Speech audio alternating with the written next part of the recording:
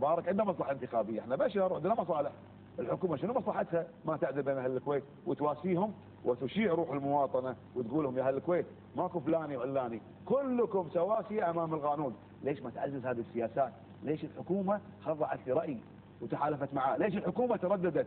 يوم كانت مع ال25، يوم مع المحكمه الدستوريه، يوم مع ال10، يوم مع ال5، ومع الاسف الشديد ينحل المجلس وبعد 35 يوم يجون يهرولون حتى ما درسوا القانون. نعم. ومثالبه لانها رأت تركيبه المجلس القادم هو مع ال5 دوار. لا، لانها تحالفت مع تيارات سياسيه. نعم. وهذه هي الحقيقه. هل تعتقد ان الحكومه تحالفت مع تيارات سياسيه كما يقول النائب علي الدقواسي واقرت الدوار ال5؟ طبعا هذا واضح لكل المراقبين في البلد، وللاسف يعني الحكومه لكن كانوا اغلبيه التيارات السياسيه. لا طيب وين قناعتها؟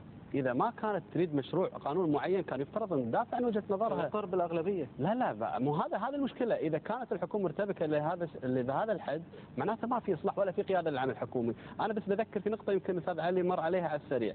الحكومة في الجلسة اللي قبل ينحل مجلس الأمة السابق مو الحل الأخير طلبت إحالة مشروعها للمحكمة الدستورية. يعني شلون حكومة تقدم مشروع قانون وتطلب إحالة المحكمة الدستورية؟ برأي المحكمة. لا هي عندها مستشارين، وأنا كنت في فتوى التشريع عارفين شلون تخرج المشاريع القوانين. نعم. كانت تدرس ويكون واقفة على أرضية قانونية صلبة تدافع عن رأيها. خلي المجلس هو اللي يطلب. إذا طلب المجلس وعنده الأغلبية بحالة المحكمة الدستورية هذا أمر طبيعي واعتيادي، لكن هي تطلب. هذا كان تسويف للقضية. لكن لما نزلوا الناس للشوارع وساحة الإرادة وارتبك الأمن قامت الحكومة برفع الأمر لصاحب السمو الأمير واتخذ صلاحياته حسب المادة 107، وهذا الأمر متروك له. ارتبك أم أنه كان في استجواب لرئيس الوزراء؟ هذه إضافة. استجواب رئيس الوزراء احنا يجب أن ما نتهرب منه. رئيس الوزراء مساءل بنص الدستور. ليش احنا دائما نقول والله أن الاستجواب لازم يوصل إلى وزير معين؟ احنا ضد هذا النمط. أي وزير يخطئ يجب أن يحاسب، وحتى رئيس الحكومة إذا ثبت خطأ في قضية عامة يجب أن يستجوب. وهذه الأمور متروكة لقناعة النواب. ليس هناك تعسف باستخدام الأداة الدستورية. خلي المجلس يحكم عليه. خلي المجلس التصويت يقولون حق زميلهم النائب انت استخدمت الاداه الدستوريه تعسفا فاحنا نصوت ضدك وضد استجوابك، لكن مو تحكمون عن النوايا حكومه والله هذا الاستجواب صح وهذا السؤال خطا. مو انتم تحكمون عليه، انتم من ضمن النوايا اساسا انتم ما تصوتون في الاستجواب. يقول هذا عدم تعاون. شلون عدم تعاون والله؟ لا تحكى ترى عدم تعاون. لا بنتحكى وبنتكلم وبقول شيء، واستجواب رئيس الوزراء نص الدستور واضح وصريح فيه. نعم. نحن نروح نسائله ونعاونه. وبالمناسبه اليوم في عزف على ان نبي رئيس وزراء شعبي يقولون. نعم. انا اقول بملء الفم لا نريد رئيس وزراء الا من الاسره الحاكمه الكريمه، ولا نريد من اي حزب سياسي يتولى رئاسه الوزراء. لماذا؟ لان احنا تجربتنا مع العمل الحزبي العربي تجربه مخيفه، ولان حتى تجربتنا الحزبيه بالكويت ايضا مخيفه. يجي وزير من الحزب يجير الوزاره كلها الربعه، باكر يجيبون رئيس حكومه يجير الحكومه كلها الربعه. اذا الحكومه اليوم ما تستجوب بهالحاله انت. وليش انا اوصل هالمرحله؟ نحن هذا رايي الشخصي، انت سالتني عن رايي الشخصي. نعم. انا مع وجود رئيس وزراء من الاسره الحاكمه ولا نريد احد، لكن في نفس الامر راح نسائله ونسائل اي وزير، لان هذه صلاحياتنا الدستوريه بيننا وبين الحكومه الدستور لن نتاسف فيه. نحن في النهايه نمثل الامه ولازم هذا الكلام يوصل بشكل واضح. نعم. الكويت قاعده تعيش يا اخ علي فتره تحولات. اليوم الناس اكثر تشبثا بالدستور لانه اثبت بالتجربه انه دليل يفصل بين الناس، ولازم الناس الكويتيين اليوم يتحملون مسؤولياتهم، يدفعون بنواب لا يأزمون ولا يتهاونون، ويدفعون بنواب ما يفرقون بين اهل الكويت، ويواسون بين المواطنين ويعبرون في البلد. نحن نريد. نعم. لبلدنا ان تنهض، وبلدنا قاعد تخلف.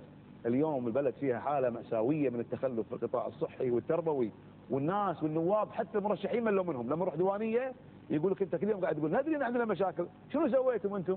احنا سوينا مشاريع كثيره. الحكومه تتعامل مع المجلس انه والله تسفه راي وتهمش راي النواب. لا، هؤلاء ضمير الامه، اخذ راي معظمهم وقود. نعم. البلد. مش حق حاطين وزاره حق مجلس الامه ووزاره حق مجلس الامه عشان يحطون فيها موظفين. ليش؟ مش حق ما يحطون ترصد النواب وتسوي احصائيات. نعم. وتقود في البلد الى الصح. نعم.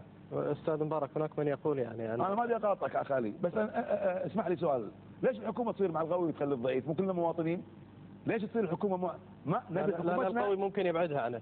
نعم. ممكن القوي يستجوب وبالتالي يخرب الحكومه. اذا هو عنصر الخوف والتردد. هذا السؤال اللي راح اساله. لا نريد. هناك من يقول ان النائب اللي صرخ بالمجلس الحكومه تمشي له معاملات. هذا دليل على ارتباك الحكومه. يصرخ شنو يعني؟ احنا اللي بنعرف نقطة معينة. يعني الصوت الأعلى. أنا عارف الصوت العالي إن كان صوت حق فهذا من حقه أن يعلى ويعلى أكثر، أما إن كان صوت باطل فيفترض أن لا يكون له صوت أساسا. احنا مع الحق وضد الباطل. نعم. الحكومة إذا كانت، وهذا بشهادة الكل للأسف، أن الحكومة لدرجة من الارتباك انها ما قامت تميز بين الحق والباطل، فقط عندها في نبرة الصوت. هذا امر في غاية الارتباك. انا اعتقد ان هذا شاهد على الحكومة. نعم. نعم. انا اعتقد بس في ملاحظة، الحكومة لو ان عندها برنامج عمل تنموي صحيح وطرحته للشارع العام وتبنته في مجلس الامة، صدقني راح تلقى الاغلبية الساحقة من النواب مع الحكومة. ليش؟ لأن التنمية عائدها في النهاية على المواطن. للأسف احنا عندنا الآن فوائض مالية والبترول طاف ال 117 دولار، ولا زلنا نعاني نقص فاضح في الخدمات التعليمية والعلاج وتوظيف الشباب. الولد يقعد 4 سنين بأمريكا ويقعد عنده بيت أهله 2 سنين ما يشتغل، لأن ديوان الخدمة المدنية في النهاية يعطي ترشيح لكن ما يعطي درجة. كل المواطنين يا أخي مبارك، في مواطنين آخرين يتخرجون اليوم يروحون شركات المساهمة تعيرون دايركت. تشجيع القطاع الخاص؟ لا مو القطاع الخاص، الشركات المساهمة. أنا أعني ما أقول، الحكومة لها نسبة فيها. نعم. هذه هي الحقيقة. حكومة إذا تدعم، لكن يعني تدعم. نعم. لكن تراضي نواب. نعم. لكن تراضي نواب. أنت لك شك في ذلك؟ نعم تراضي نواب ومجاميع معينة وتتحالف معهم. نعم. وهذا هو مكمن الخطر، لا تفرقوا بين الكويت. إذا كانت تراضي نواب، لماذا تتهم الحكومة النواب بعدم التعاون وسوء التأزيم؟ تقول ما تشاء، أنا لا يعني بيني وبينها عمل. أما كلام الدواوين هذا فلان مع فلان غير ضد، هذا ضد فلان، لا أنا ترى مو ضد سياسة رئيس الوزراء لأني محسوب على فلان، لا أنا مو محسوب إلا على الله ثم على العموم الكويتيين، وكلام واضح وصريح. نحن مع العمل الصح، سنهتف تعيش الحكومة إذا كانت في الاتجاه الصحيح، وإذا كانت خاطئة سنقول لا، وسنمارس صلاحياتنا الدستورية ولن نخضع لأي جهة كانت، لسبب بسيط بس، لأن هذه بلدنا، حرام تضيع بلدنا. نعم. ما لنا غير الكويت، نحن الطبقة الوسطى ما لنا غير الكويت. نعم. نحافظ على بلدنا. في حدود دقيقة كلمة تقولها لناخبيك. أنا لست أفضل النواب، لم أكن أفضل أعضاء مجلس الأمة، لكني كنت رجل مجتهد، تمتعت بخبرة متواضعة في الأيام الماضية، أأمل أن أخدم بلدي في الأيام الجاية. أحتاج مساندتكم ودعمكم وتأييدكم، لأني جاي أشتغل لمصلحة الكويت اللي ورثناها جميلة ونريد أن نبقيها جميلة، ولن تكون إلا بالعدل. سأكون مدافعا عن العدل وتكافؤ الفرص والعدالة بين المسلمين، ولن أفرق بين الناس. أحتاج دعمكم، ساندوني، أنا بحاجة إلى موازرتكم. نعم. أستاذ مبارك الحريث، كلمة لناخبيك بنهاية البرنامج. طبعا أنا إذا ناخبين يرون أني أنا على قدر لهذا المنصب فهذا يشرفني، ورأيهم فيني يشرفني، سواء صوتوا لي أو لم يصوتوا لي. أنا أطرح ما أعتقد أنه صحيح، والحكم في النهاية لهم هم. وأعتقد أن الآن إحنا مقبلين على مرحلة صعبة، لأن كل الطرق الآن استنفذت، خاصة من قبل الشعب ومن قبل مجلس الأمة.